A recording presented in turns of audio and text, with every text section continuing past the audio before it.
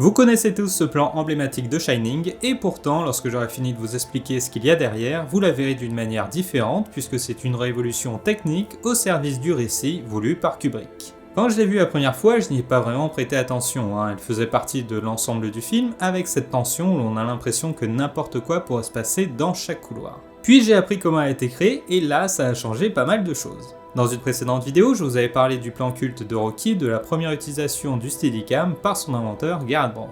Il avait créé une compile nommée les 30 plans impossibles pour vendre son invention aux boîtes de production. Stanley Kubrick l'a vu et lui a envoyé un telex lui expliquant qu'il avait été très impressionné par son invention qui devait révolutionner la façon dont les films sont tournés.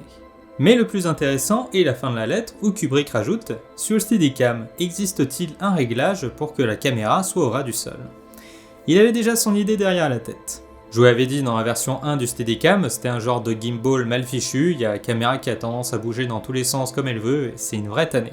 Pour la version 2, il règle ce problème de tangage, mais il n'avait pas encore prévu que l'on puisse descendre la caméra, alors qu'il y avait juste quelques réglages à faire. Si je vous parle de ça, c'est parce qu'un détail de la mise en scène et des intentions de Kubrick a été perdu dans le temps.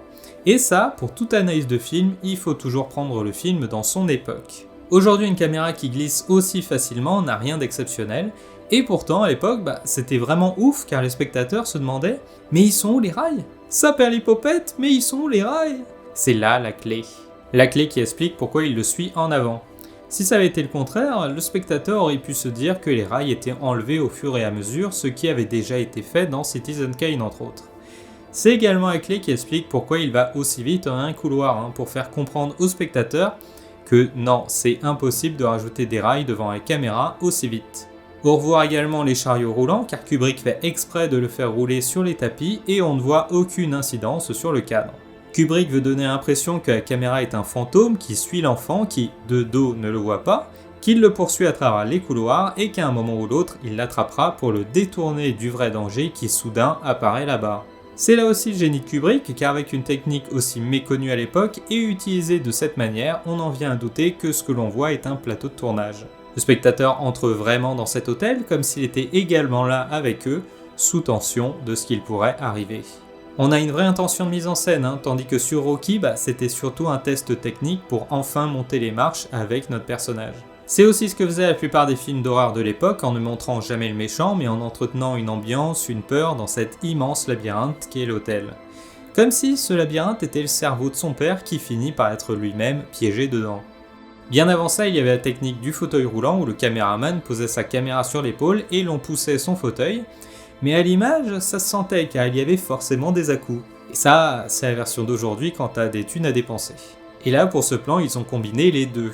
Garrett Brown n'avait jamais fait beaucoup de tournage et c'est sur Shining qu'il a vraiment appris la douleur que peut procurer cette invention car c'est 30 kg de matos. Moi j'ai vu des mecs d'1m80 avec des pecs énormes être totalement en sueur au bout de 20 minutes de Steadicam.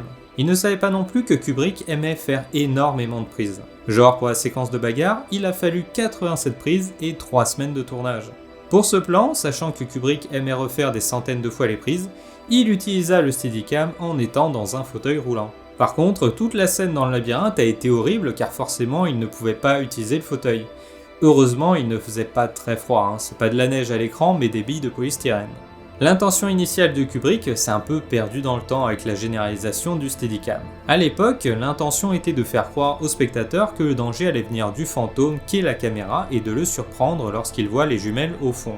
Tout au long du film, le Steadicam donne la sensation d'une présence qui surveille cette famille. Et aujourd'hui, je dirais qu'on s'attend plus à ce que le danger arrive de devant à chaque fois qu'il tourne dans un couloir. Ce côté imprévisible du Steadicam a été pensé intelligemment dans le film car à chaque prise, c'est un plan différent que l'on obtient, au contraire des travelling où c'est fait pour être hyper précis. Tout comme le personnage de Jack Nicholson qui est totalement imprévisible et où l'on attend durant tout le film qu'il pète les plombs. C'est sur ce film que Garrett Brown a vraiment appris son métier de Steadicammer à la dure et dans la profession, c'est ce film qui a démontré de manière totale l'utilité de cette invention. Pour moi, ce plan représente vraiment le génie de Kubrick car il utilise une technologie inconnue et s'en sert d'une manière intelligente. Et d'une manière qui a rarement été utilisée depuis, car aujourd'hui le Steadicam sert surtout à faire des plans séquences lorsque le réal sait pas trop comment mettre en scène son film. Parce que je vous jure que mettre en scène avec des plans fixes, C'est vraiment la galère totale, hein. Le Steadicam c'est la facilité et Kubrick n'est pas tombé dedans. En voulant filmer un lieu inanimé car c'est un hôtel vide, il le rend étrange et intéressant en utilisant la technique pour l'animer. Et je suis sûr que sans le Steadicam, Shining ne serait pas devenu culte. Si vous avez des idées de plans que je pourrais analyser pour vous, je vous retrouve en commentaire, et en attendant, voyez Full Metal Jacket et Dr. Folamour. C'est mes préférés de Kubrick. A plus!